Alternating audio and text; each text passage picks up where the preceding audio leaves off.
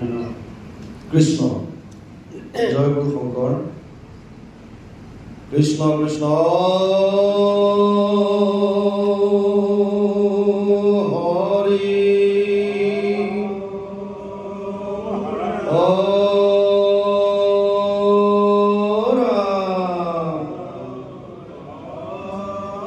Krishna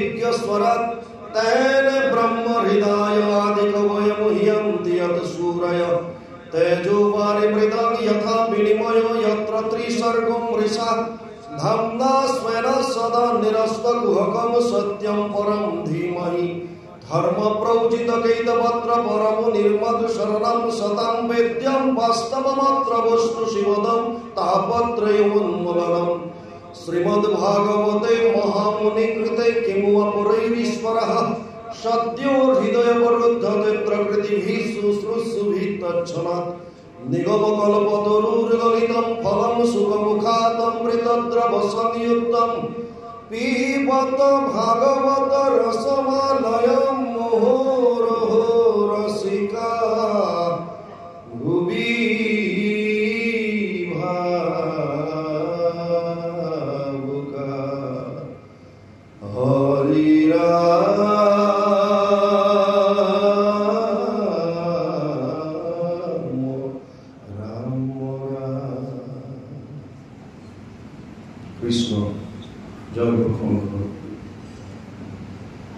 অসমীয়া সমাজৰ পথ প্ৰদৰ্শক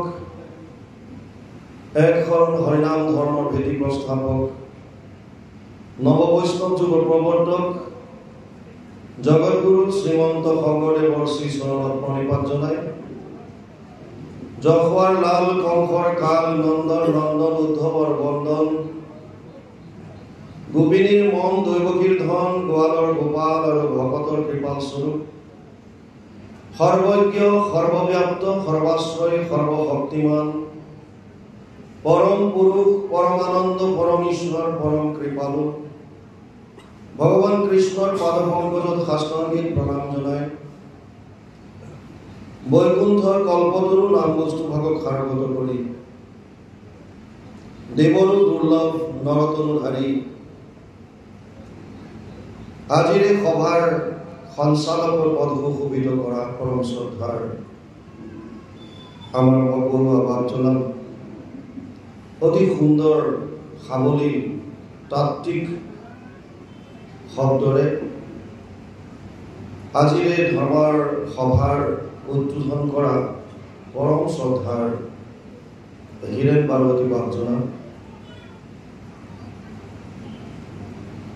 এই সভাত উপবিষ্ট তথা উপস্থিত পৰম শ্ৰদ্ধাৰ বাপ বান্ধৱ আই মাতৃ যুৱক যুৱতী প্ৰমুখ্যে শিশুসকলৰ শৰীৰত বিৰাজমান দিব্য আত্মাক অন্তৰৰ পৰা সেৱা জনাই আজি এটা বিশেষ বিষয় সুস্থ সমাজ গঠনত ভাগৱতৰ ভূমিকাৰ ওপৰত কিছু চৰ্চা কৰিবৰ বাবে আগবাঢ়িছোঁ।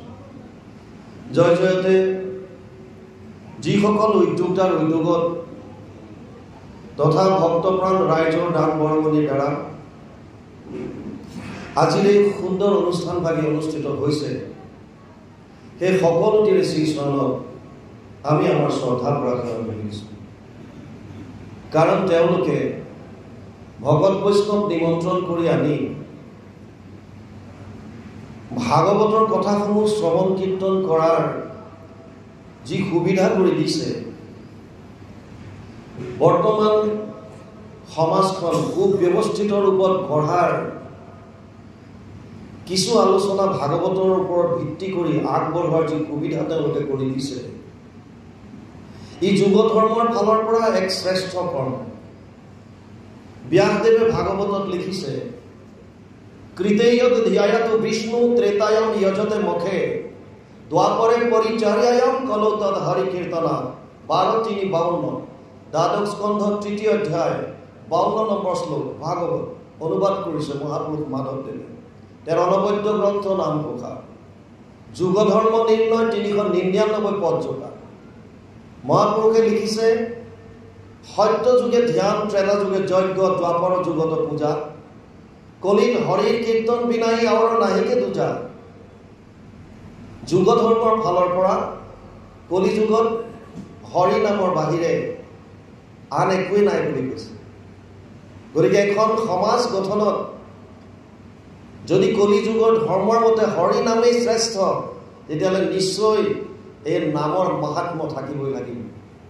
আৰু সেই উপলক্ষে আপোনালোকে যিটো বিষয় বাছি দিছে যে এখন সমাজ সুব্যৱস্থিত হোৱাত বা এখন সুস্থ সমাজ গঠনত ভাগৱতৰ ভূমিকা কি হ'ব, ইয়াৰ ওপৰত এই সঁচাকৈ অতি প্ৰশংসনীয়। সমাজ ব্যৱস্থালৈ যোৱাৰ আগত এটা কথা আগতে বুজি লওক, সমাজ বুলি কোৱাৰ লগে লগে এজনতকৈ বেছি ব্যক্তি লগ হৈ যেতিয়া আমি সমূহীয়াকৈ কিবা এটা কৰোঁ, এইটোকে আমি সমাজ বুলি কোৱা হয়।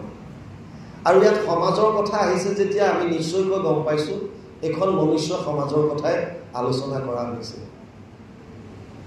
মানুহৰ সমাজ ব্যৱস্থালৈ যোৱাৰ আগত আমি বুজি লওঁ মনুষ্য জীৱনটোৰ বিষয়ে। প্ৰথম কথা বুজি লওক, মানুহৰ জন্ম হোৱাটো অতি দুৰ্লভ। শাস্ত্ৰত কৈছে 84 লাখ যোনি ভ্ৰমণ কৰাৰ পাছত 100 কোটি জন্মান্তৰে হয় মহাভাগ নৰ শৰীৰত জীৱে তেৱে পাৱে লাগ। শংকৰাচাৰ্যই কৈছে 3টা দুৰ্লভ বস্তু আছে। দুৰ্লভম ত্ৰয়মেব তৎ দেৱানুগ্ৰহকাৰকম মনুষ্যত্ব মুমুক্ষত্ব মহাপুৰুষ সংশ্ৰয়া। প্ৰথমটোৱে কৈছে মনুষ্যত্ব প্ৰাপ্তি। মনুষ্যত্ব প্ৰাপ্তিৰ কাৰণে প্ৰথমতে মানুহৰ দেহাটোতো পাব লাগিব। মনুষ্য জন্ম পালেহে আপুনি মনুষ্যৰ পৰা মনুষ্যত্ব প্ৰাপ্তি কৰিব পাৰিব। মানুহৰ শৰীৰতো বহুত পশু আছে, হিংস্ৰ জন্তু আছে, দেখাত মনুষ্য হৈ আছে, আচৰণত পশুতুল্য কাম কৰি আছে সমাজত। গতিকে এই মনুষ্যৰ পৰা মনুষ্যত্ব প্ৰাপ্তি কৰাটো দুৰ্লভ বুলি কৈছে। কাৰণ প্ৰথম কথা মানুহৰ শৰীৰ পোৱাটো দুৰ্লভ। 84 লাখ যোনি ভ্ৰমণ কৰিব লাগিব আগতে। 20 লাখ সব স্থাৱৰ জানো, 9 লাখ জলচৰ সব মানো, 11 লাখ কুৰ্ম কবি গাवे, पक्षीगण 10 लाख बतावे, 30 लाख पशु जानो हो भाई, 4 लाख बंधन दुखदाई, जब ये 84 लाख कट जावे तब कहूँ मानुष तन पावे। 20 लाख गस-गसनी प्रजाति 20 लाख गस-गसनी प्रजाति, এই 20 लाख गस-गसनी प्रजातिटाको অসংখ্য গছ-গছনি আছে। 9 लाख জলচৰ প্ৰাণীৰ প্ৰজাতি, 29 লাখ, 11 লাখ কাছৰ দৰে বগাই যোৱা সৰীসৃপ জাতীয় প্ৰাণীৰ প্ৰজাতি, 29 11 40 লাখ, চৰাই চিৰিকটিৰ প্ৰজাতি আছে 10 লাখ, 40 নহয় 50 লাখ, 30 লাখ বিভিন্ন জন্তুৰ প্ৰজাতি, 80 লাখ, 4 लाख बांदरों प्रजाति, 84 लाख, जब ये 84 लाख कट जावे तब कहूँ मानुष तन पावे। এই 84 লাখ ভ্ৰমণ কৰাৰ পাছত শত কোটি জন্মান্তৰে হৈ মহাভাগ নৰ শৰীৰত জীৱে তেতে পাবে না। কিমান পুণ্যৰ ফলত আমি এই শৰীৰটো পাইছো। এইটো হৈছে 1 নম্বৰ দুৰ্লভ কথা। দ্বিতীয় কৈছে মুমুক্ষত্ব, মুক্তি প্ৰাপ্তিৰ ইচ্ছা। একে সাধাৰণ ভাৱত বুঝক, ঈশ্বৰমুখী হোৱাৰ ইচ্ছা, এইটো দুৰ্লভ। অলপ আগতে আমাৰ মানুহজনে এটা শ্লোক উচ্চাৰণ কৰিছিল, মনুষ্যানাম সহস্ৰেষু কচ্চিৎ যততি সিদ্ধায় যততামপি সিদ্ধানাম কচিৎ মম ব্যক্তি তত্ত্বতঃ। 7ম অধ্যায় 3 নম্বৰ শ্লোক গীতা। হে অৰ্জুন, হাজাৰজন মানুহৰ মাজত কোনোবা এজন মোৰ ফলে আহিবলৈ ইচ্ছা কৰে, আৰু তেনেকুৱা হাজাৰজনৰ মাজত কোনোবা এজনে মোৰ তত্ত্বটো বুজি পায়, মই কোন? গতিকে এইটো দুৰ্লভ। তৃতীয়ত কৈছে মহাপুৰুষ সংশ্ৰয়া, মহাপুৰুষ বা ভকতৰ সংগ পোৱা, ইও দুৰ্লভ। ভকতৰ অকল কাপোৰ খানিয়েতো ভকতটো নুবুজায়। আপুনি অকল চুৰিয়াত পিন্ধি থাকিলে, 3 বছৰ লৈ থাকিলেতো ভকত নহ'ব। আপোনাৰ আচৰণত ভকতৰ আছেনে নাই গোটেই তত্ত্ব সোমাই, গুণখিনি আছেনে নাই? এই তিনিওটা বস্তু দুৰ্লভ। আৰু এই তিনিওটা বস্তু দুৰ্লভ বস্তু এনে ধৰণৰ অনুষ্ঠানত আমি তিনিওটা উপলব্ধি কৰাৰ সুবিধা পাইছো। নাম্বাৰ 1, আমি মনুষ্য শৰীৰটো পালো। নাম্বাৰ 2, মনুষ্যত্ব প্ৰাপ্তিৰ ইচ্ছাটো কৰিছো কাৰণে এই অনুষ্ঠান বুজি পালে। মুমুক্ষত্ব প্ৰাপ্তিৰ ইচ্ছা আছে কাৰণে, ঈশ্বৰমুখী হোৱাৰ ইচ্ছা আছে কাৰণে এই অনুষ্ঠান। আৰু ইয়াতে ভকতৰ সং পাইছো, যিসকলে ঈশ্বৰৰ কথা শুনিব বিচাৰিছে, এয়াইতো আহিছে। তেওঁলোকে ইয়ালৈ আহিছে। যাৰ ঈশ্বৰৰ কথা শুনিবলৈ মন গৈছে, মই কোন জানিবলৈ মন গৈছে, ঈশ্বৰমুখী হোৱা মন গৈছে, তেওঁলোকে ইয়ালৈ আহিছে। আৰু ইয়াতে আমি ভকতৰ সংগ পাইছো। আল্টিমেটলি তিনিওটা আমাৰ ইয়াত আমি উপলব্ধি কৰিব পাৰিছো। যদিও তিনিওটা দুৰ্লভ, কিন্তু এনে ধৰণৰ অনুষ্ঠানত আমাৰ লাভ হৈ যায়। এতিয়া এই মনুষ্যৰ ইমান দুৰ্লভ শৰীৰ এটা আমি পোৱাৰ পাছত এই শৰীৰটো কেনেকৈ ব্যৱহাৰ কৰিম, শৰীৰটো ব্যৱহাৰ কেনেকৈ কৰিম, ই এটা ডাঙৰ প্ৰশ্ন। আমি বজাৰৰ পৰা যেতিয়া সামান্য এটা ইলেক্ট্ৰনিক্স বস্তু কিনি আনো, ধৰি লওক এটা মোবাইল আনিলে, আইফোন এটা আনিলে, স্মাৰ্টফোন আনিলে, এণ্ড্ৰইড আনিলে, ধৰি লওক এটা লেপটপ আনিলে, ধৰি লওক মাইক্ৰৱেভ এটা আনিলে, ব্যৱহাৰ কৰাৰ আগত এখন লিফলেট দিয়ে, মেনুৱেল এখন দিয়ে, এখন পঢ়িব লাগে। হাউ টু ইউজ, ব্যৱহাৰ কেনেকৈ কৰোঁ। আপুনি বস্তুটো অনাৰ আগতে বুজি লয়, মই এইটো কেনেকৈ ব্যৱহাৰ কৰিম। সামান্য বজাৰৰ বস্তু এটা আমি ব্যৱহাৰ কৰাৰ আগত বুজি লওঁ, কাৰণ বস্তুটোৰ দাম পৰিছে ভাই, যদি কিবা বেয়াকৈ ব্যৱহাৰ কৰিলোঁ নষ্ট হৈ যাব, মোৰ ইমান টকা লছ হৈ যাব।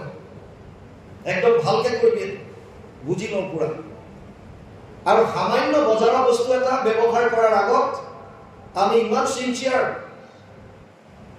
তেনে ক্ষেত্ৰত দেৱৰ দুৰ্লভ নৰতনু, ব্ৰহ্মাৰ প্ৰাৰ্থনী নৰতনু অনুপাম, ইমান দুৰ্লভ শৰীৰটো পোৱাৰ পাছত ইয়াক কেনেকৈ ব্যৱহাৰ কৰিম, ইয়াৰ কাৰণে আমি মেনুৱেলৰ ওচৰত নাচাওঁ।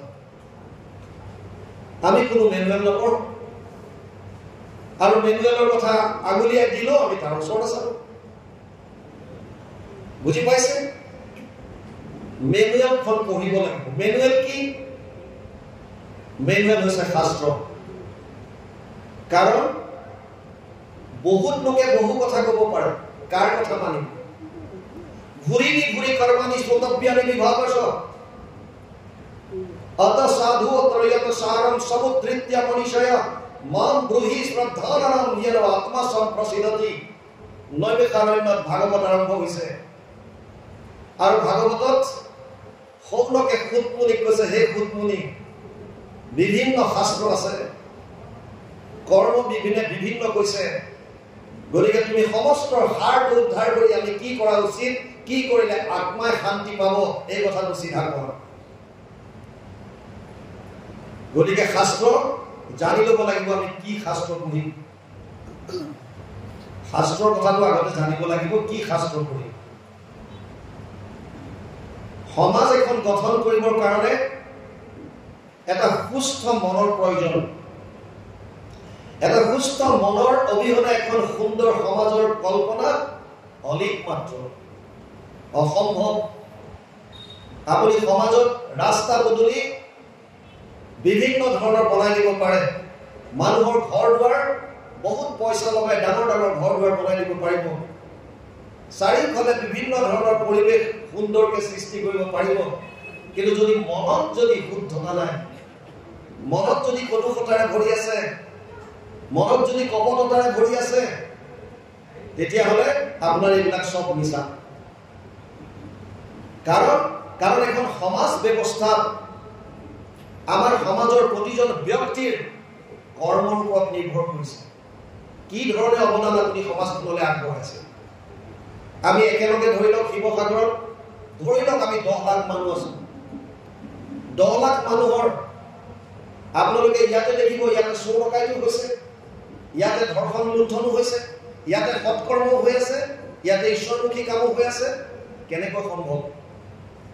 আমি একেটা পৰিৱেশত ডাঙৰ হৈছো, একেলগে সকলোৱে কৰিছো, একেখন সমাজৰ তলত আছো, অথচ সেইখন সমাজতে কোনোবাই ভাল কাম কৰি আছে, কোনোবাই বেয়া কাম কৰি আছে। কাৰণ আমাৰ কৰ্ম সম্পূৰ্ণৰূপে নিৰ্ভৰ কৰিছে আমাৰ ভাৱৰ ওপৰত।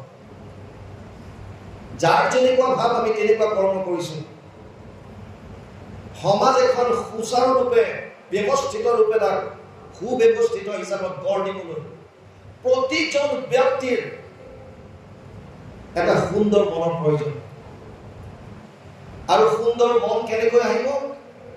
ব্যাসদেৱে পদ্মপুৰাণৰ উত্তৰখণ্ড ভাগৱত মহাত্ম্য প্ৰথম অধ্যায় 12 নম্বৰ শ্লোকত কৈছে, এতদস্মাৎ পৰম কিঞ্চিৎ মনশুদ্ধেন বিদ্যতে জন্মান্তৰে ভৱেৎ পুণ্যম তদা ভাগৱতম লভে। মন শুদ্ধিকৰণৰ কাৰণে ভাগৱততকে শ্ৰেষ্ঠ গ্ৰন্থ আৰু আন একো নাই। কিন্তু ভাগৱত কোনে শুনিবলৈ পায়? জন্মান্তৰে ভৱেৎ পুণ্যম তদা ভাগৱতম লভে। বহুত জন্মৰ পুণ্যৰ ফলতহে ভাগৱত শুনিবলৈ পায়। আপোনালোকৰ আজি যিটো বিষয়, সুস্থ সমাজ গঠনত ভাগৱতৰ ভূমিকা, ভাগৱতৰ বিষয়ে গতিকে আগতে বুজক ভাগৱত কি। প্ৰথম কথা বুজক, আজি আপোনালোকে আমাক ৰন্তু শইকীয়া বুলি নিমন্ত্ৰণ দিছে। হয়তো আমাৰ ঠাইত আজি 2জন আহিব, আৰু এজন আছে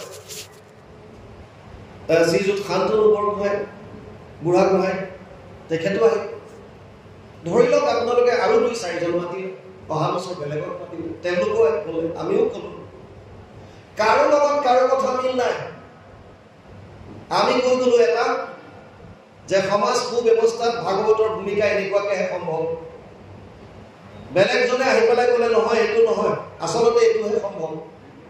বেলেগ এজনে ক'লে এইটোহে সম্ভৱ, ভাগৱতে এইটোহে কৈছে, অমুকে এইটোহে কৈছে, তমুকে এইটোহে কৈছে। এতিয়া আপোনালোকে যদি প্ৰতিজন ব্যক্তিৰ কথা শুনিবলৈ গৈ কোনো বেছ নথকাকে যদি শুনে, তেতিয়াহ'লে গণ্ডগোল লাগিব। তেতিয়া কোনে কি কৈছে প্ৰথমতে তাৰ প্ৰমাণটো দৰকাৰ হ'ব। বেছটো কি, কিহৰ ওপৰত বেছ কৰি কৈছে? আপোনালোকেতো মানি নিছে ভাগৱতৰ ওপৰত, বৰ সুন্দৰ। ভাগৱত ভাগৰ ওপৰত কিয় মানি নিলে? কথা সেইটো আগতে বুজক। এখন সুস্থ সমাজত হয়তো আপোনালোকে চিন্তা কৰিছে যে ভাগৱতৰ ওপৰত আমি সমাজ গঠনত ভাগৱতে কি ভূমিকা দিছে চাম, কিন্তু অজস্ৰ গ্ৰন্থৰ মাজত ভাগৱতখনৰ ভূমিকা আপোনালোকে কিয় দিলে? ভাগৱতত এনেকুৱা কি মাহাত্ম্যৰ কথা আপোনালোকে দেখিলে যে ভাগৱতৰ ওপৰত ভিত্তি কৰিহে সুস্থ সমাজ গঠনত কেনেকুৱা প্ৰভাৱ পৰিব আমি সেইটো বুজিব চাওঁ।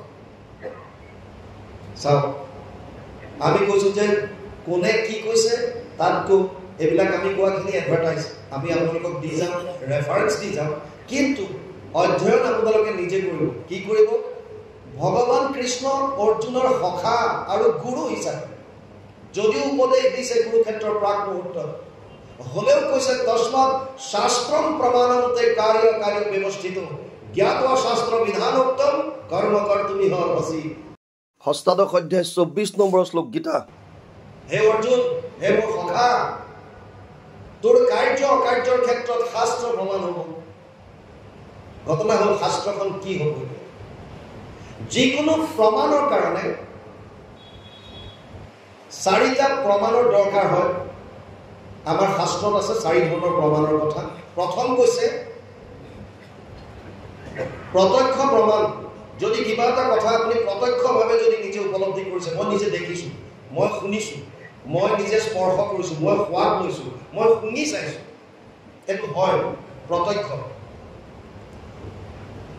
শাস্ত্ৰত আমাৰ সনাতন ধৰ্মত কৈছে দ্বিতীয়টো হৈছে অনুমান।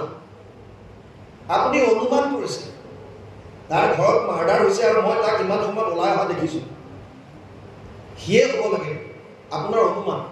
দূৰত ধোঁৱা ওলাইছে, আপুনি ইয়াৰ পৰা কৈছে এই ধোঁৱা ওলাইছে মানে তাত জুই লাগিল, অনুমান।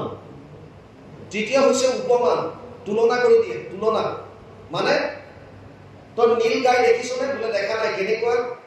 এই নীল গাই আমাৰ গাইবিলাকৰ নিচিনা। তই কুঁহিয়াৰ খাইছ? বোলে নাই খোৱা। কেনেকুৱা? মিঠা। মিঠাটো কেনেকুৱা? চেনীৰ নিচিনা।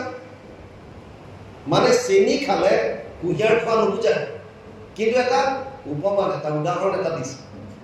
এই তিনিওটা কেতিয়াবা কেতিয়াবা গ্ৰহণযোগ্য নহ'ব পাৰে।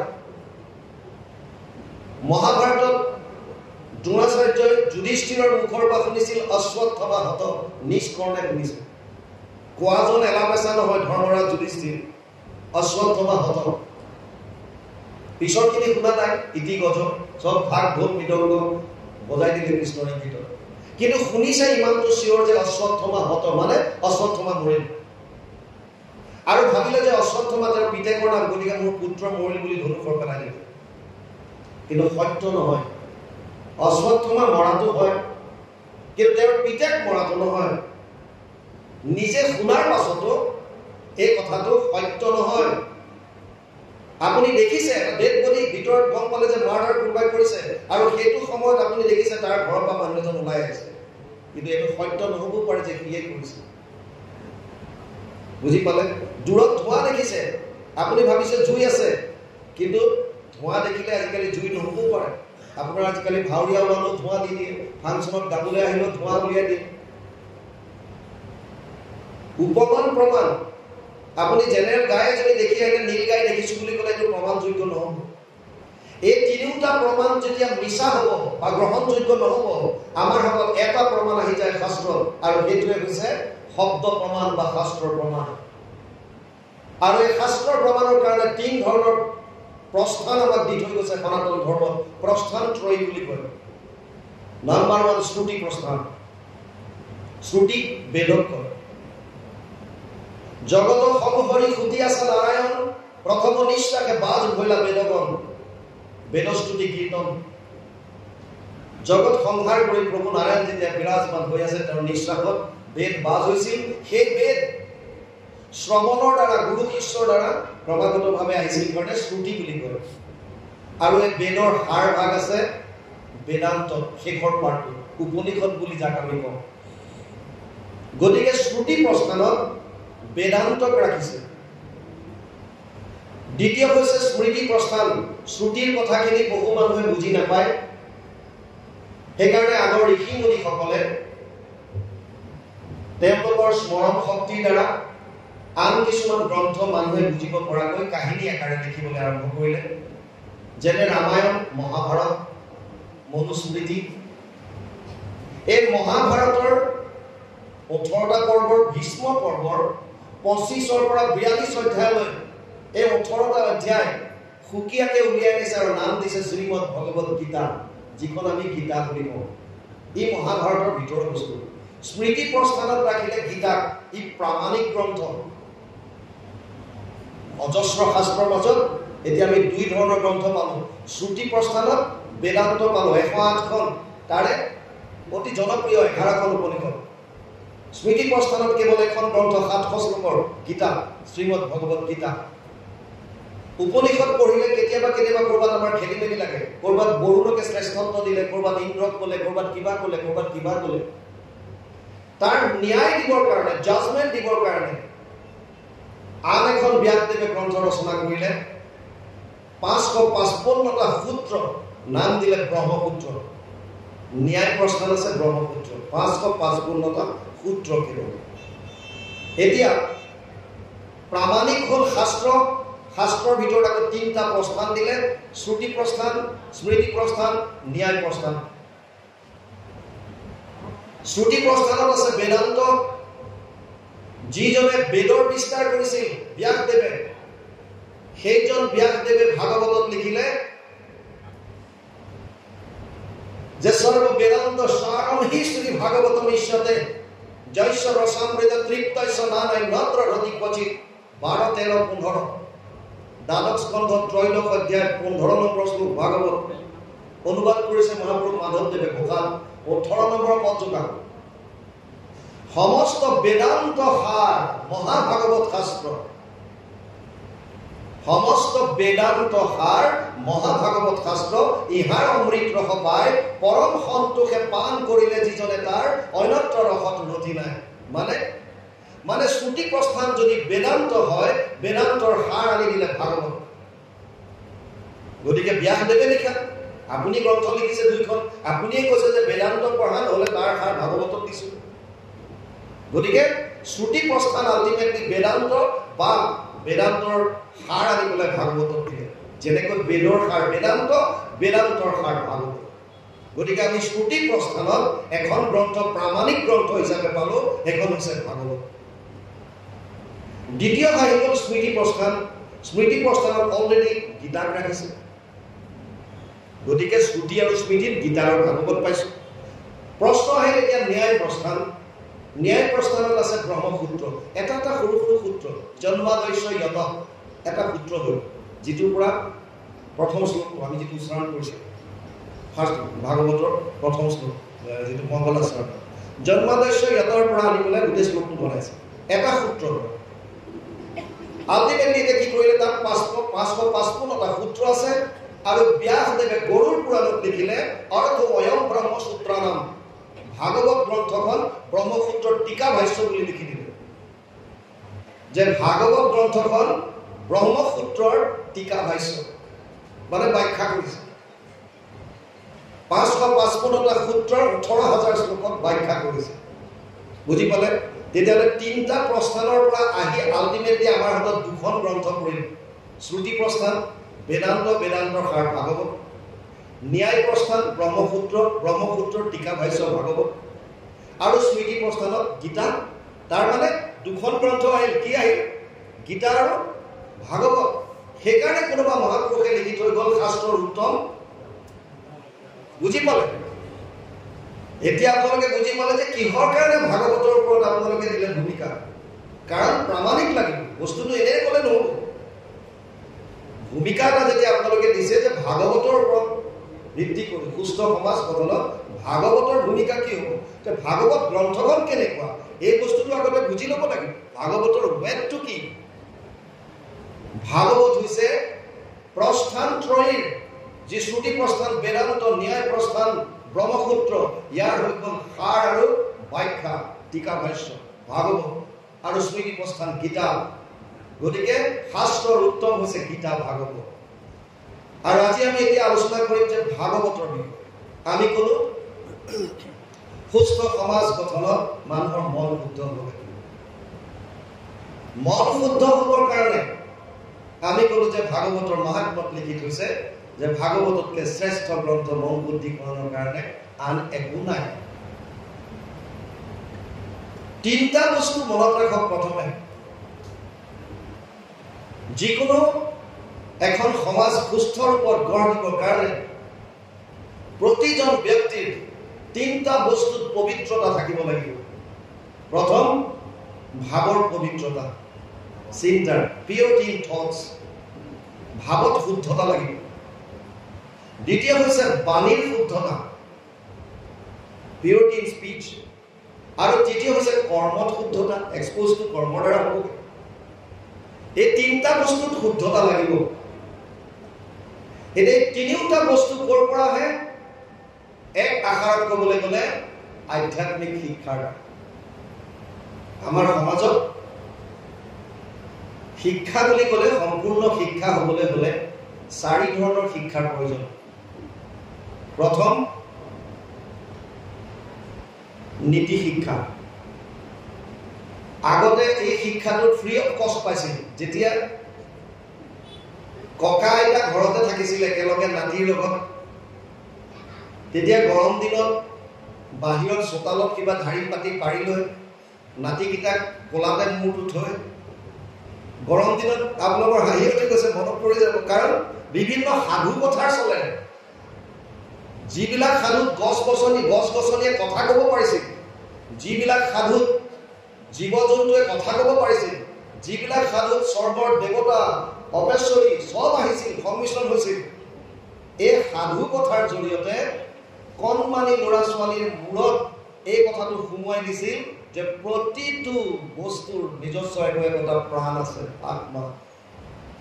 তেতিয়া ই ডাঙৰ হোৱাৰ পাছত ককাৰ মুখত সৰুতে শুনিছিলোঁ, গছজোপা কাটিলেও কষ্ট পায়, ই বিনা কাৰণত গছ কেতিয়াও নাকাটে। ককাই কৈছিল চৰাই চিৰিকটিও মাতিব পাৰে, কথা ক'ব পাৰে, হাতত শিলগুটি থাকিল, সন্মুখত চৰাইটো আছে বুলি খৰমুঠি মাৰি নিদিয়ে। কিয়?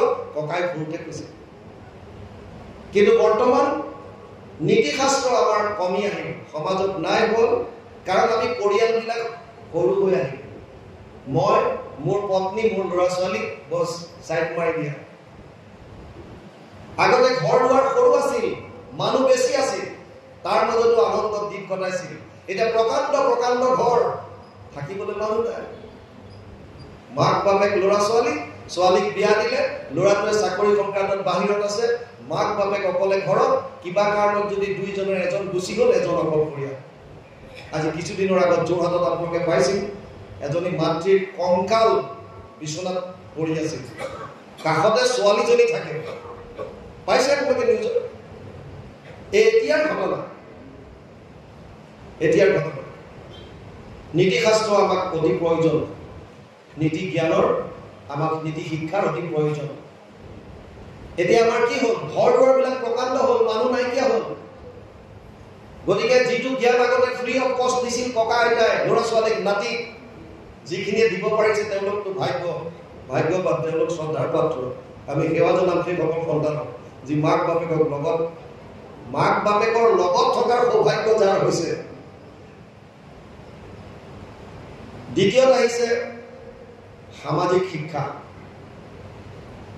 আজি এইটো এটা অনুষ্ঠান, আমাৰ বাপজনাই উত্তক ডাঙৰীয়াই কৈছে, একদম সত্য কথা। মইতো ভাবি আহিছিলোঁ ইয়াত বিৰাট আজি যুৱক যুৱতী ভৰি থাকিব, বৰ বঢ়িয়া হ'ব। কিন্তু আজি আমিও দেখিছোঁ যে কম আছে, খুব সীমিত আছে। বাপজনাই লক্ষ্য কৰিছে, কাৰণ তেখেতো জানে সুন্দৰ কথা। সামাজিক শিক্ষা যদি সমাজলৈ আমাৰ ল'ৰা-ছোৱালী ওলাই নাযায়, তেতিয়াহ'লে সমাজত কেনেকৈ উঠন বৈঠন, কথা বতৰা, কি ধৰণে চাল চলন, কেনেকুৱা সামাজিক অনুষ্ঠান, ইয়াৰ বিষয়ে জ্ঞানটো তেওঁলোকে নাপাব, উপলব্ধি কৰিব নোৱাৰিব। আজিকালি ঘৰতে থাকে, স্কুলৰ পৰা আহিও মোবাইল, স্কুললৈ যোৱাৰ আগতো মোবাইল বা লেপটপ বা গেমছ। গতিকে সমাজৰ লগত টাচটো কমি আহিছে, একদম কমি আহিল। ইণ্ডিভিজুৱেল হৈ গ'ল, চব ব্যক্তি কেন্দ্ৰিক, সেল্ফ কেন্দ্ৰিক হৈ গৈছে। এতিয়া সেল্ফ চেন্ট্ৰেড, ইয়াত নিজক লৈ ব্যস্ত। এটা ৰুমত 4জন বহি আছে, মাক বাপেক ল'ৰা-ছোৱালী, 4টাৰ হাতত মোবাইল, চব নিজক লৈ ব্যস্ত। কাষতে থাকি যেন আমি দূৰত আছো। মোবাইলটো দিছিল, দূৰত থাকিলে কথা পাতিবা, ওচৰত আহিবা। আমাৰ তেতিয়া আপোনালোকে জানে, মই SSBত এছিষ্টেণ্ট কমাণ্ডেণ্ট হিচাপে আছিলোঁ। মই 2022ত ভলণ্টিয়াৰ ৰিটায়াৰমেণ্ট গুচি আহিলোঁ, যদিও চাকৰি আছিলে মোৰ ভকতৰ লগত থাকিম বুলিয়ে। আৰু তেতিয়াৰ পৰা এনেকৈ য'ত যোনে ফোনৰ দ্বাৰা নিমন্ত্ৰণ দিয়ে, আমি সময় সুবিধা মিলাই গুচি যাওঁ, ভকতৰ লগত থাকোঁ। আমাৰ ৰাণীক্ষেত্ৰত, উত্তৰাখণ্ডত বা বাহিৰত যেতিয়া পষ্টিং থাকে, আমি ভিডিঅ' কল কৰোঁ। আমাৰ এনেকুৱা লাগে যে ঘৰৰ মানুহকেইটা আমি কাষত পাইছোঁ, ওচৰতে পাইছোঁ। কিন্তু এতিয়া ওচৰতে আছে মানুহ, কিন্তু ওচৰতে থাকি এটা দূৰলৈ গুচি গ'ল, চব নিজৰ নিজৰ জগতত ব্যস্ত। আৰু সমাজলৈ আমাৰ ল'ৰা ছোৱালী ওলাই নাহে, নহাৰ ফলত সামাজিক শিক্ষাৰ পৰা আমি কেনেকুৱা অনুষ্ঠানত কেনেকুৱা বস্ত্ৰ পৰিধান কৰিব, কেনেকুৱা অনুষ্ঠানত কি ধৰণে কথা বতৰা ক'ব, ইয়াত কেনেকুৱা কি পদ্ধতি, কেনেকৈ ভকত সেৱা কৰিব, কি ধৰণে আমি সমাজখন বজাই ৰাখিম, এই সামাজিক শিক্ষাবিলাক ল'বৰ কাৰণে ল'ৰা ছোৱালী ওলাই নহয়। তৃতীয় হৈছে ব্যৱসায়িক শিক্ষা। ব্যৱসায়িক শিক্ষাৰ ওপৰত আমি চবেই গুৰুত্ব দিওঁ। ব্যৱসায়িক শিক্ষা যিটো আমাৰ স্কুল কলেজৰ পৰা ইউনিভাৰ্চিটিলৈকে যিটো আমি লাভ কৰোঁ। তই ডাঙৰ হ'লে IPS হবি, তই IAS হবি, তই অমুক হবি, তই তমুক হবি, বছ চবৰে জোৰ সেইটোত লাগিছে। চবেই সেইটো এটাই কথা, মোৰ জীৱনত মই এইটো কৰাৰ ইচ্ছা আছিল, মই কৰিব নোৱাৰিলোঁ, গতিকে মোৰ পুত্ৰ হিচাপে তই কৰিব লাগিব। লাগিলে তাৰ সেইটো লাইনে নহয়। পৃথিৱীত এনেকুৱা এজোপা বৃক্ষ নাই যিজোপা বৃক্ষ কোনো ঔষধিৰ কামত নাহে। পৃথিৱীত এনেকুৱা এটা প্ৰাণী নাই যিটো প্ৰাণী কোনো প্ৰকৃতিৰ কামত নাহে। আৰু পৃথিৱীলৈ এনেকুৱা এজন ব্যক্তি পঠিওৱা নাই যাৰ ভিতৰত বিশেষ এটা কোৱালিটি নাই। প্ৰত্যেকজন মানুহৰ ভিতৰত এটা বিশেষ গুণ আছে, প্ৰত্যেকজনৰ। কিন্তু আপুনি বেলেগক দেখি পেলাই একেটা কাম কৰিবলৈ গ'লে আপুনি সেইটো লাইনৰ হয়নে নহয়? বান্দৰ, ঘোঁৰা, গাধ, ছাগলী, গৰু চবকে একেলগে ৰখাই পেলাই আপুনি খেজুৰত উঠাবলৈ বিচাৰিলে চব নুঠিব ন। বুজি পালে না? চবৰে বেলেগ বেলেগ কোৱালিটি। কাছটোক আপুনি পানীত দিয়ক বা মাছক পানীত দিয়ক, বান্দৰটোক গছত দিয়ক, গৰুটোক আপুনি খেতি পথাৰত দিয়ক, চবৰে বেলেগ বেলেগ এখন লাইন থাকে, এটা ফিল্ড থাকে। এই বস্তুটো আমি চাব লাগে, কাৰ ভিতৰত কি দিছে। নাই, আমাৰ ব্যৱসায়ত বিৰাট জোৰ, একদম তই অমুক হ'ব লাগিব, তমুক হ'ব লাগিব, তমুক হ'ব লাগিব, জোৰ জবস্ত কম্পিটিশ্যন। আৰু ডাঙৰ হ'লে হয় ঠিক আছে, বহুত ডাঙৰ ডাঙৰ ডিগ্ৰী লৈ ল'লে।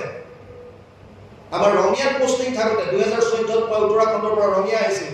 নলবাৰী ৰেলৱে ষ্টেচনত এগৰাকী বৃদ্ধাক ৰেলৱে এজন পুলিচে উদ্ধাৰ কৰিছিল। আৰু তাৰ পাছত গম পালে তেওঁৰ বুঢ়ীগৰাকীক যেতিয়া সোধ পোছ কৰিলে ওলাল, তেওঁৰ ল'ৰা হৈছে মাদ্ৰাজৰ ৰেকৰ্ড আছিল চিফ জাষ্টিচ, পিতেকটো চিফ জাষ্টিচ, আৰু মাকক আহি নলবাৰী ৰেলৱে ষ্টেচনত এৰি থৈ গৈছে বৃদ্ধাগৰাকী। কি শিক্ষা, কি সমাজ গঢ়িব?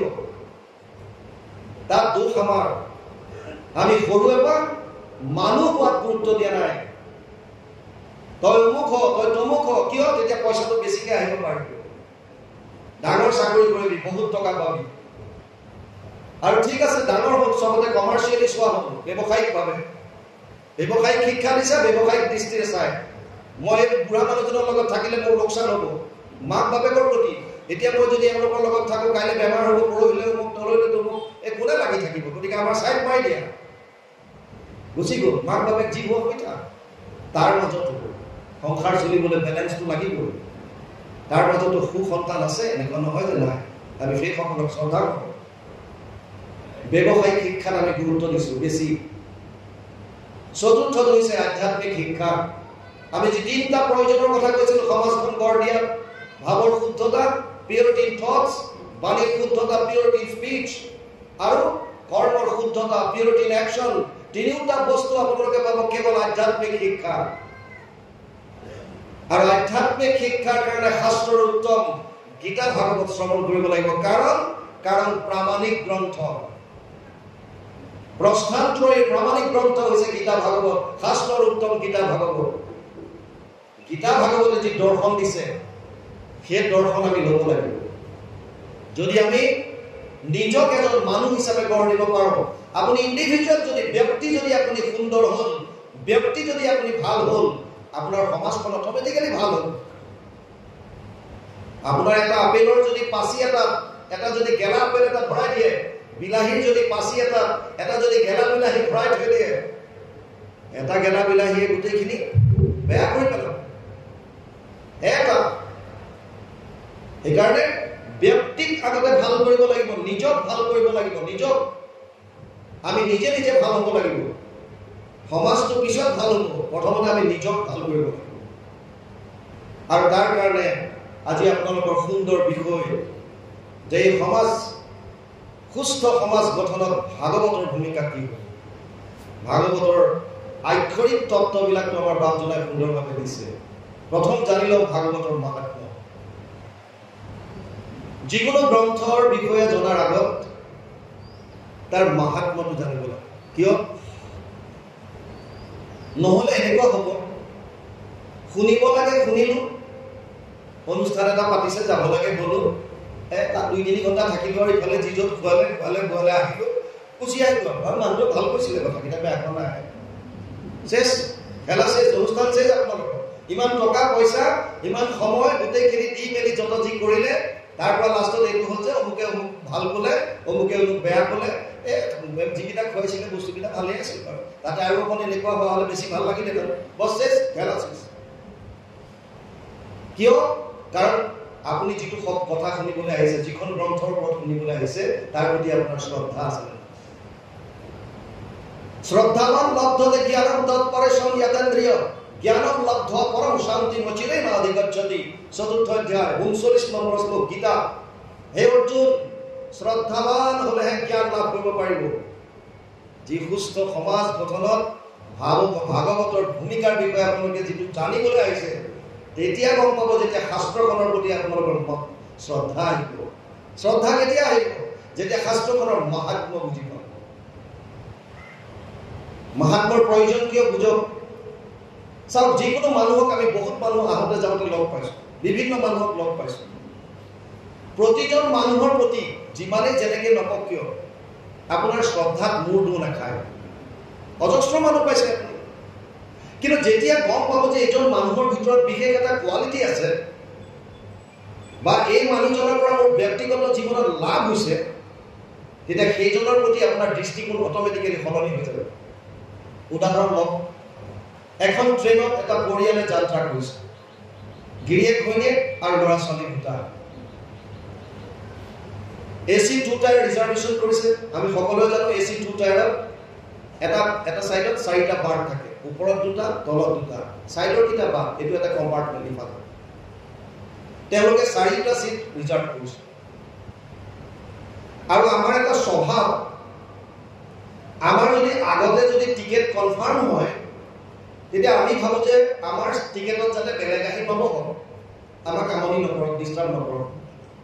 সেইকাৰণে মাক বাপেকে কি কৰিলে, বেগকেইটা পাতল পাতলকৈ ওপৰৰ বাৰ্থত মেলি দিলে দুইফালে, আৰু তলৰ চিট দুটাত এফালে বাপেক বহিছে, এফালে মাক বহিছে, আৰু সৰু ল'ৰা ছোৱালী দুটাক ভৰি মেলি দিবলৈ কৈছে। ভৰি মেলিলে। ল'ৰাটোৰ বয়স 7 বছৰমান, ছোৱালীজনী অকণমান ডাঙৰ, ভৰি মেলি দিছে। ট্ৰেইন চলাৰ প্ৰাক মুহূৰ্তত এজন ভদ্ৰপুৰুষে হাতত এটা ব্ৰিফকেছ লৈ কম্পাৰ্টমেণ্টত আহিছে। তেওঁ হয়তো টিকেট কনফাৰ্ম নাই, আৰু তেওঁ ল'ৰাটো অকণমান ল'ৰাটোৱে ভৰি মেলি থকাৰ কাৰণে ক'লে, পায় অকণমান ভৰিটো চপা, মই ইয়াত অকণমান বহো। মাক বাপেকে কৈছে ভৰি মেল, ভৰি মেল, মানে ইনডাইৰেক্টলি মানুহজনক কৈছে যে তই ইয়াত বহিব নোৱাৰ। মানুহজন ভদ্ৰ, গতিকে ৰেলিংডালত ধৰি হাতত ব্ৰিফকেছটো লৈ থিয় হৈ আছে। ট্ৰেইন চলা আৰম্ভ কৰিলে। এই ল'ৰাটোৱে চিপছৰ পেকেট দুটামান কিনি লৈ গৈছে, ভাবিছে ট্ৰেইনত যাম ইমান দূৰ, গতিকে চিপছ খাম, সৰু ল'ৰা ছোৱালী এইবিলাক থাকেই। কিন্তু মাকে শুৱাই দিলে বাৰ্থত, ইফালে সৰু এবাৰ কৈছে যে শুই শুই খাব নাপায়। ল'ৰাটো আহি গ'ল টেনশ্যন। আমাৰ সমাজত কিছুমান নাপায় আছে। সমাজ গঠনত এইবিলাকৰ বহুত ক্ৰিয়া কৰে। যিবিলাক নাপায় শব্দ থাকে, সেই নাপায়বিলাক মানক, যিবিলাক নাপায় বিজ্ঞানসন্মত, সেই নাপায়বিলাক বাদ দিয়ক, যিবিলাকত কোনো বিজ্ঞানজনিত কাৰণ নাই। উদাহৰণ দুইটাৰে লওক। আমি গাড়ী চলাই ফুৰোতে কেতিয়াবা পাওঁ, আমাৰ আগত যদি বেলেগ গাড়ী থাকে, আগেদি যদি মেকুৰী পাৰ হৈ যায় সেইখন গাড়ী, তেওঁলোকে গাড়ীখন ৰখাই দিয়ে। বেয়া নাপাব যদি আপোনালোকৰ কোনোবাই কৰে, তত্ত্বটো বুজি লওক। গাড়ীখন ৰখাই কিবা পুৰঞ্চিন মাৰে, আৰু মাৰি থু ঠাঠা কৰি তাৰপিছতো সাহস নকৰে পাৰ হৈ যাবলৈ। গ্লাছখন খুলি আমাৰ ফালে ইংগিত কৰে, মানে তুমি মৰাকে যোৱা, আমাৰ নহ'ব। কিয়?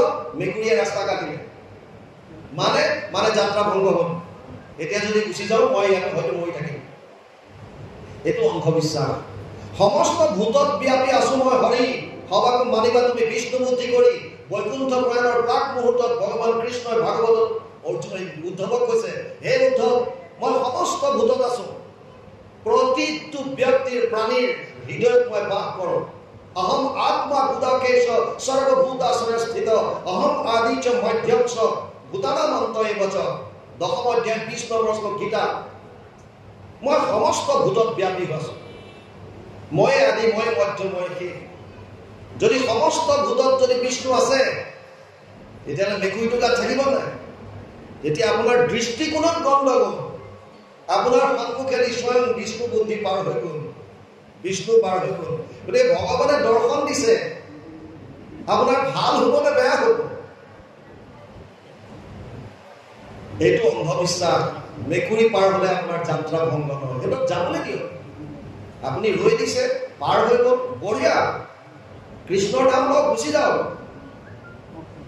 কিন্তু শুই শুই খাব নাপায় এইটো নাপায় বিজ্ঞানজনিত কাৰণ আছে আমাৰ শ্বাসনলী আৰু খাদ্যনলী দুডাল লগালগি কেতিয়াবা আমি বস্তু খৰধৰকৈ খালোঁ যদি অকণমান কিবা টুকুৰা যদি শ্বাসনলীলৈ যায় আমি চৰচৰনি খাওঁ অকণমান পানীও যদি আপুনি খৰধৰকৈ যদি পি দিয়ে তাৰো যদি অকণমান এফালে সোমাই গ'ল নাকৰ ফালে তেতিয়া আপোনাৰ চৰচৰনি আহিব এতিয়া এই ল'ৰাটোৱে উপায়ন্তৰ হৈ শুই আছে মাকে কৈছে শুই শুই খাব নাপায় কিন্তু চিপছৰ পেকেট লৈ লৈছে কৰিব কি সৰু ল'ৰা উপায়ন্তৰ হৈ আৰু লাহেকৈ এটা ফালি খায় মাক বাপেকে একো ক'ব পৰা নাই কাৰণ বহি গ'লে মানুহজন বহি যাব থিয় হৈ থকা মানুহজন চিটত বহি যাব উপায় নাই আৰু ল'ৰাটোৱে শুই শুই খোৱা আৰম্ভ কৰিলে আৰু চব সঁচাকৈ এটুকুৰা গৈ তাৰ শ্বাসনলীত সোমাই গ'ল যোৱাৰ লগে লগে এই চৰচৰণি তাৰ আহি গ'ল কাঢ়িবলৈ ধৰিলে আৰু তাৰ আছিলে ল'ৰাটোৰ এজমেটিক ট্ৰাবল হাঁপানি বেমাৰ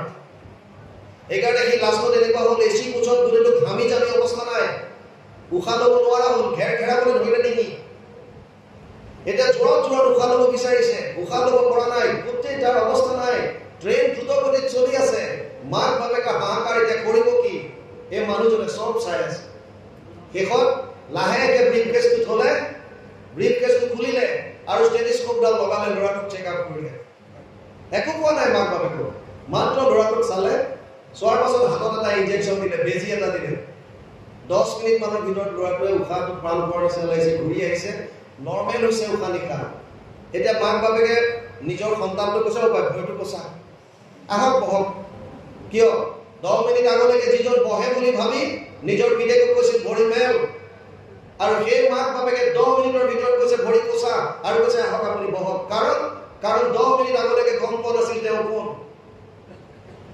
তেওঁ কোন গম পোৱা নাই 10 মিনিটৰ ভিতৰত গম পালে তেওঁ এজন ডাক্তৰ হ'ব পাৰে ডাক্তৰ কি আহে যায় কিন্তু না বিপদৰ সময়ত মোৰ ল'ৰাটোৰ প্ৰাণ ৰক্ষা কৰিলে এজনে গতিকে তেওঁ নিজৰ আসনত বহিবলৈ দিলে ঠিক তেনেকৈ অগণন শাস্ত্ৰৰ মাজত যেতিয়া যিখন শাস্ত্ৰৰ আপোনালোকে মাহাত্ম্য গম পাব যে এইখন শাস্ত্ৰ মোৰ কাৰণে মোৰ সমাজৰ কাৰণে মোৰ দেশৰ কাৰণে ইয়াৰ আটাইতকৈ মাহাত্ম্য আছে তেতিয়া সেইখন শাস্ত্ৰৰ প্ৰতি আপোনালোকৰ শ্ৰদ্ধা বাঢ়িব আৰু তাৰ পাছত তাৰ শ্ৰৱণৰ আনন্দ বেলেগ এতিয়া ভাগৱতত এনেকুৱা আছে কি যিটোৰ কাৰণে আপোনালোকে লিখিলে যে সুস্থ সমাজ গঠনত ভাগৱতৰ ভূমিকা ভাগৱতৰ এনেকুৱা কি মাহাত্ম্য আছে ব্যাসদেৱে লিখিছে চাওক মই প্ৰথমে ক'লো আধ্যাত্মিক জ্ঞানত 3টা বস্তুৰ পবিত্ৰতা আনে প্ৰথম হৈছে ভাৱৰ পবিত্ৰতা দ্বিতীয় হৈছে বাণীৰ পবিত্ৰতা তৃতীয় হৈছে কৰ্মৰ পবিত্ৰতা এই 3টা মনত ৰাখি যাব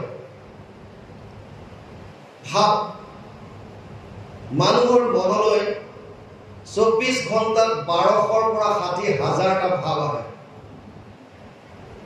এইটো মই কোৱা কথা নহয় আমেৰিকান এজেন্সি এটাই তেওঁলোকে বিভিন্ন জনৰ ওপৰত সাৰ্ভে কৰিবলৈ উলিয়াইছে আৰু তাৰ শতকৰা 80টা বেয়া চিন্তা নিগেটিভ থট 20টা চিন্তা ভাল গতিকে সমাজ এখন নিম্নগামী কৰিবলৈ মানুহক তললৈ লৈ যাবলৈ যদি তেওঁৰ আধ্যাত্মিক শিক্ষা নাথাকে তাক বাধা দিব পৰা যদি শক্তি নাথাকে তেতিয়াহ'লে সমাজখন বেয়াৰ ফাললৈ টানি নিয়াত আপোনাৰ মনটোৱে চাফিচিয়েণ্ট লৈ যাব আধ্যাত্মিক জ্ঞানৰ প্ৰয়োজন আধ্যাত্মিক জ্ঞানৰ কাৰণে আপোনাৰ কাৰণে উত্তম গ্ৰন্থ হৈছে গীতা ভাগৱত আৰু ভাগৱতত কৈছে ব্যাসদেৱে ভাগৱতৰ মাহাত্ম্যত পদ্ম পুৰাণৰ উত্তৰ খণ্ডৰ ভাগৱত মাহাত্ম্যত পুৰাণ হৈছে 18খন আটাইতকৈ ডাঙৰ পুৰাণখন হৈছে স্কন্দ পুৰাণ য'ত ৮১,১০০টা শ্লোক আছে। দ্বিতীয়খন পুৰাণ ডাঙৰ পুৰাণ হৈছে পদ্ম পুৰাণ, য'ত ৫৫,০০০ শ্লোক আছে। এই পদ্ম পুৰাণৰ শেষৰ খণ্ডটো উত্তৰ খণ্ড ৬টা অধ্যায়ত ভাগৱত মহাত্ম্য নাম দি পেলাই ব্যাসদেৱে ভাগৱতৰ মহাত্ম্য গাইছে। তাত লিখিছে यत्र यत्र भागवती वर्त भक्ति आदिकं व्रजेत कथा शब्दम समकर्णम तत्रिकम तरुणये। भागवत महात्मा पद्म पुराण उत्तर खंड तृतीय अध्याय 9 নম্বৰ শ্লোক। यत्र यत्र भागवती वर्त, য'ত য'ত ভাগৱতৰ কথা হয় তাহলে তিনটা বস্তুৰ আগমন হয়। ভক্তি আদিকং ব্ৰজেত, ভক্তি, জ্ঞান আৰু বৈৰাগ্য। এখন সুস্থ সমাজ গঠনত তিনিটাৰে আকৌ অৱদান আছে। কি? ভক্তি। ভক্তি কাক কয়? ভক্তি মানে প্ৰেম। ভক্তি আন একো নহয়। বহুত মানুহে ভক্তি বুলি ক'লে ভয় খুৱাই দিয়ে। আপোনালোকে সাধাৰণ ভাৱত বুজক, ভক্তি মানে প্ৰেম। আপোনাৰ যাৰ প্ৰতি ভাল পোৱা আছে, যাৰ প্ৰতি প্ৰেম আছে, সেইটোৱে আপোনাৰ কাৰণে ভক্তি। মাৰ প্ৰতি প্ৰেম আছে, মাতৃ ভক্তি। পিতৃৰ প্ৰতি প্ৰেম আছে, পিতৃ ভক্তি। দেশৰ প্ৰতি প্ৰেম আছে, দেশ ভক্তি। ভগৱানৰ প্ৰতি ভক্তি আছে, ভগৱান ভক্তি। বস প্ৰেম ভাগৱত য'ত কৰে তালৈ ভক্তি আহিব। আপোনাৰ হৃদয়ত প্ৰেম বস্তু জাগ্ৰত হ'ব। ঈশ্বৰৰ প্ৰতি, ব্যক্তিৰ প্ৰতি, এই সমাজখনৰ প্ৰতি, এই দেশৰ প্ৰতি, প্ৰকৃতিৰ প্ৰতি। কাৰণ তেওঁ বুজি উঠিব যে যত দেখা, যত শুনা ভূত ভৱিষ্যত স্থাৱৰ জংগময়টো সমস্ত জগত কৃষ্ণ ব্যতিৰেকে একো বস্তু নাহি জানা। সমস্ত জগত কৃষ্ণ হেন মনে মান। সমস্ত জগত যেতিয়া কৃষ্ণময় হ'ব, সকলোৰে প্ৰতি আপোনাৰ প্ৰেম আহিব, প্ৰেম ভাৱ জাগ্ৰত হ'ব, ভক্তি আহিব। আৰু কি আহিব বুলি ক'লে? জ্ঞান। আপোনাৰ জ্ঞান বৰ্ধন হ'ব। জ্ঞান কোনো কাক কয়? জ্ঞান अध्यात्म ज्ञान नित्यत्वम तत्व ज्ञानार्थ दर्शनम एतत् ज्ञानम इति प्रोक्त अज्ञानम जगतो अन्यथा। त्रयोदश अध्याय 11 নম্বৰ শ্লোক গীতা। তাত কৈছে জ্ঞান সেইটোহে কয় যিটো আধ্যাত্মিক জ্ঞান। মই কোন, মই ক'ৰ পৰা আহিলো। আমাৰ বাপজনে কৈছিল মই কি কৰা উচিত, মই ক'লে যাম। এই আধ্যাত্মিক আত্মাৰ অধ্যয়ন, আত্মা পৰমাত্মাৰ বিষয়ে জনাৰ যি জিজ্ঞাসু, এই অধ্যয়নে হৈছে আধ্যাত্মিক জ্ঞান। এই জ্ঞান আপোনাৰ বৰ্ধন হ'ব কেতিয়া? যদি আপুনি ভাগৱত শুনে। আৰু যদি আপুনি গম পাই গ'লে যে মই কোন, মইতো আচলতে শৰীৰ নহয়, মই আত্মা। বুজি পালে? যদি আপুনি গম পাই গ'ল, এতিয়া আমি কি জানো? এই শৰীৰটোকে মই বুলি আছো। আমাৰ ভুলটো তাতে, সমাজত যে অন্যায় অনীতি হৈছে তাৰ মূল কাৰণ হৈছে শৰীৰটোক মই বুলি ভবা। এই অজ্ঞানতাৰ কাৰণে, শৰীৰটোক মই বুলি ভবাৰ কাৰণে, শৰীৰটোৰ আৰাম দিবৰ কাৰণে, শৰীৰটোৱে ভাল পোৱা কিছুমান কৰ্ম আচৰণ কৰিবৰ কাৰণে আমি অন্যায়ৰ আচৰণ কৰোঁ, দুৰ্নীতি, দুষ্কৃতি। যিদিনাই আপুনি গম পাব যে মই শৰীৰটো নহয়, ইয়াত দুটা বস্তু আছে চাওক। 24 তত্ত্বৰ দ্বাৰা গঠিত আমাৰ এই স্থূল শৰীৰ। 5 মহাভূত, ক্ষিতি, জল, তেজ, বায়ু, আকাশ। 5 তন্মাত্ৰা, ৰূপ, ৰস, গন্ধ, স্পৰ্শ, শব্দ। 5 জ্ঞানেন্দ্ৰিয়, শ্ৰোত্ৰ, নেত্ৰ, জিহ্বা, ঘ্ৰাণ আৰু চৰ্ম। 5 কৰ্মেন্দ্ৰিয়, গুহ্য, লিংগ, পদ, বাণী আৰু কৰ মানে হাত।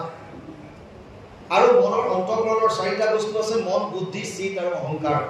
24 তত্ত্ব। 24 তত্ত্বৰ দ্বাৰা আপোনাৰ স্থূল শৰীৰটো গঠিত। বুজি লওক, স্থূল শৰীৰ কোনটো সেইটো বুজক। ৰাতিপুৱা খবৰ পালে যে আজি আমাৰ গাঁৱৰ বা আমাৰ ৱাৰ্ডৰ অমুক বাপজন গ'ল। এই আজি ৰাতিপুৱাই ৰমেশ গ'ল নহয়, হয় নেকি? ইছলাম বেয়া কথা হ'ল, বল বল বল বল তাৰ ঘৰ পৰা। আৰু তাৰ ঘৰলৈ গৈ দেখিছে যে ৰমেশটো যোৱা নাই ক'লে। ৰমেশক চোতালত শুৱাই থৈছে, ওপৰত বগা কাপোৰ এখন দি থৈছে। বুজি পালে নাই? আপুনি যিজন ৰমেশ গ'ল বুলি ক'লে, খবৰ পালে, আপুনি গৈ পাইছে ৰমেশ যোৱা নাই। এই হাত ভৰি, সেই নাক, সেই মুখ, সেই চকু বাহিৰত শুৱাই থৈছে, ওপৰত বগা কাপোৰ দি থৈছে। আৰু তথাপিও মানুহে কৈ আছে বেচেৰাটো গ'ল। ই কালি মোৰ সৈতে আবেলি কথা পাতিছিল, দেখিছনে কেনেকে হঠাৎ গুচি গ'ল। আগত পৰি আছে আৰু কৈ আছে হঠাৎ গুচি গ'ল। তাৰ মানে তাৰ মানে যিটো বস্তু দেখি পেলাই তুমি কৈ আছা যে গ'ল বুলি আচলতে যোৱাজন এইটো নহয়, এইটো বেলেগ বস্তু। গম পালে? যিটো পৰি আছে এইটো বেলেগ। আপুনি যিটো ৰমেশৰ কথা ইমান দিনে কৈ আছিল, ৰমেশ গ'ল, ৰমেশ কৰি আছিল, এই ৰমেশ গ'ল বুলি যিটো শুনিলে, ৰমেশ সন্মুখত পৰি থকাৰ পাছতো আপুনি কৈ আছে বেচেৰাটো গ'ল, ৰমেশ গ'ল, কালি গ'ল বা ৰাতিপুৱা গ'ল, ইয়াক কালি লগ পাইছোঁ, মই কথা পাতিছোঁ, এতিয়া সি গুচি গ'ল, তালৈকে আঙুলি টুৱাই কৰি আছে, কিন্তু পৰি আছে সন্মুখত। তাৰ মানে আপুনি আজিলৈকে যিটো ৰমেশ বুলি ভাবি আছিলে সেইটোৱে ৰমেশ নহয়, তাৰ ভিতৰত এটা বেলেগ বস্তু আছে।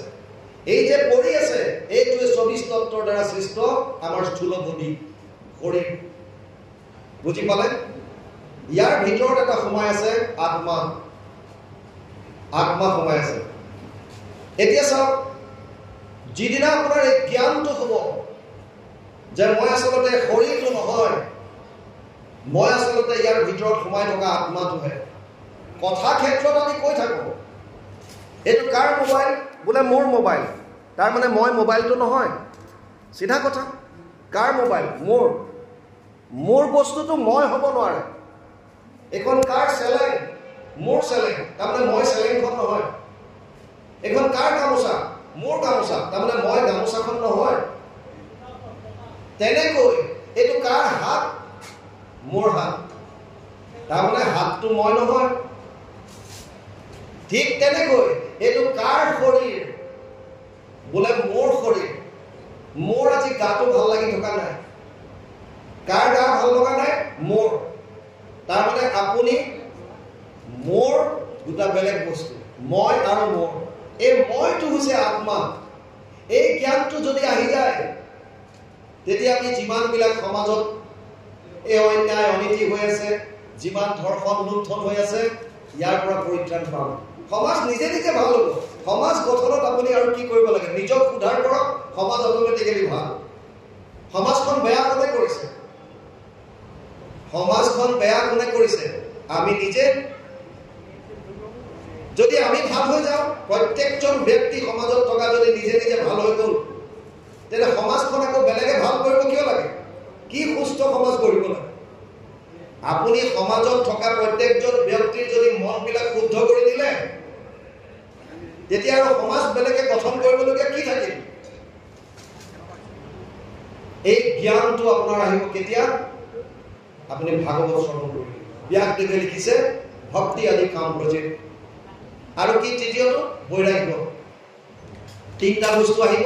যত্ৰ যত্ৰ ভাগৱতী বৰ্ধ ভক্তি আদি কাম ব্ৰজে কথা শব্দম সমকৰ্ণম তত্ৰিকম তৰুণয়ে। তিনিটা বস্তু তৰুণ হৈ গৈ থাকিব। কি? ভক্তি, জ্ঞান আৰু বৈৰাগ্য।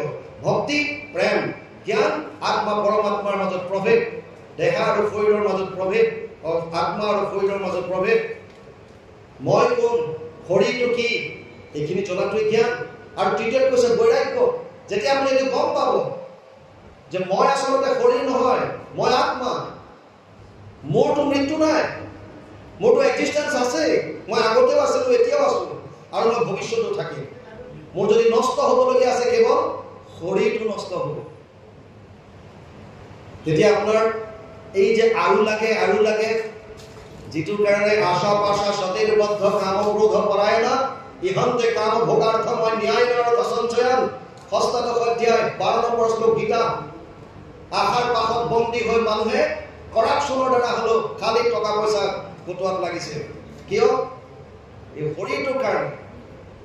আৰু যিদিনা আপুনি বুজিব যে শৰীৰটোক আপুনি যিমান চেষ্টা কৰক ইয়াক ৰাখিব নোৱাৰে, যিমান চেষ্টা কৰক।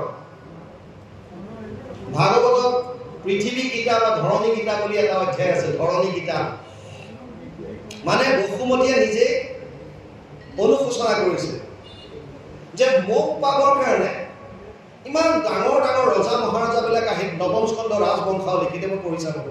চন্দ্ৰবংশ, সূৰ্যবংশৰ গোটেই ৰাজবংশাৱলীবিলাকৰ কথাবিলাক আছে তাত। মোক পাবৰ কাৰণে খোৱা কামৰা কৰিলে, যুদ্ধ বিগ্ৰহ, বিভিন্ন কাজিয়া। কিন্তু আজি মই এনেকৈ থাকিলো আৰু সেইবিলাক ৰজা মহাৰাজৰ নাই এবাৰ নাতি পুতিও সচ দেখিবলৈ নাই। বুজি পালে? ভাগৱতত যদি আমি এইখিনি কথা গম পাওঁ, তেতিয়া আমাৰ বৈৰাগ্য ভাৱটো আহিব। এই যে আৰু লাগে যিটো তৃষ্ণা, যিটোৰ কাৰণে আমি সমাজ এখন বেয়া কৰিছো, যিটোৰ কাৰণে পৰৰ হিংসা কৰিছো, যিটোৰ কাৰণে আনৰ মনত কষ্ট দি হলেও আমি নিজৰ লাভ পাব বিচাৰিছো, এই মনোবৃত্তিবিলাক নাইকিয়া হৈ যাব। সিকন্দৰ আলেকজেণ্ডাৰ কেৱল ৩২ বছৰ জীয়াই আছিল। মৰাৰ প্ৰাক মুহূৰ্তত যেতিয়া গম পালেহি, তেওঁ গম পাইছিল কি বুলি, যে মোৰ এটা বেয়া বেমাৰে লগ পালে মই আৰু বেছি দিন জীয়াই থাকিব নোৱাৰিম। আলেকজেণ্ডাৰে মন্ত্ৰীসকলক মাতি কৈছিল, হে পাত্ৰ মন্ত্ৰীসক, মোৰ যেতিয়া মৃত্যু হ'ব হাত দুটা কবৰৰ বাহিৰত উলিয়াই থবা। পাত্ৰ মন্ত্ৰীসকলে কৈছিল, মুছলমান সম্প্ৰদায়ত আমাৰ এনেকুৱা নিয়ম নাই যে হাত দুটা কবৰৰ বাহিৰত উলিয়াই থম, কিন্তু হে মহাৰাজ, তোমাৰ দৰে এজন বলিয়ে এইটো কি নিয়ম উলিয়াইছা, কিয় হাত দুটা বাহিৰত উলিয়াই থব বিচাৰিছা? सिकंदर कुछ इकट्ठे कर जहां के फेर सभी मुल्कों के मालिक थे। सिकंदर जब गया दुनिया से तो दोनों हाथ खाली थे। জীবন্ত অৱস্থাত অজস্ৰ দেশ জয় কৰি মই মালিক হৈ আছিলো, অজস্ৰ ধন সম্পত্তিৰ মালিক। কিন্তু আজি বুজি পাইছো, মোৰ যেতিয়া মৃত্যু হ'ব মই এটা ফুটা কৰি লগত নিব নোৱাৰো, মোৰ দুইটা হাত খালি থাকিব। সেইকাৰণে সমাজলৈ এটা মই মেছেজ দিব বিচাৰিছো যে ভাই, ধন টকা পইচা লৈ পেলাই কন্দল কৰি নাথাকিবা, লগত এটা ফুটা কৰি নিব নোৱাৰা। উলংগ হৈ আহিছিলো আমি, আৰু উলংগ কৰি আমাক চিতাত উঠাই দিব। উলংগ কৰি আপুনি একো দিব নোৱাৰে। ভাগৱতে জ্ঞানটো দিব আপোনাক। যদি ভাগৱত আপোনালোকে শ্ৰৱণ কৰে, তেতিয়াহ'লে এই তিনিটা বস্তু আহিব, ভক্তি আহিব, প্ৰেম। প্ৰেম কেনেকৈ কৰে, কাক কৰিব প্ৰেম? সমস্ত ভূতত ব্যাপী আছো মই, হৰি সভাক মানিবা তুমি বিষ্ণু বুদ্ধি কৰি। সকলোৰ প্ৰতি প্ৰেম কৰা, প্ৰতিজনৰ প্ৰতি প্ৰেম। তেতিয়া আপোনাৰ মনত অসূয়া ভাৱ নাহে, হিংসা, দ্বেষ এইবিলাক নহা হ'ব। কৃষ্ণ।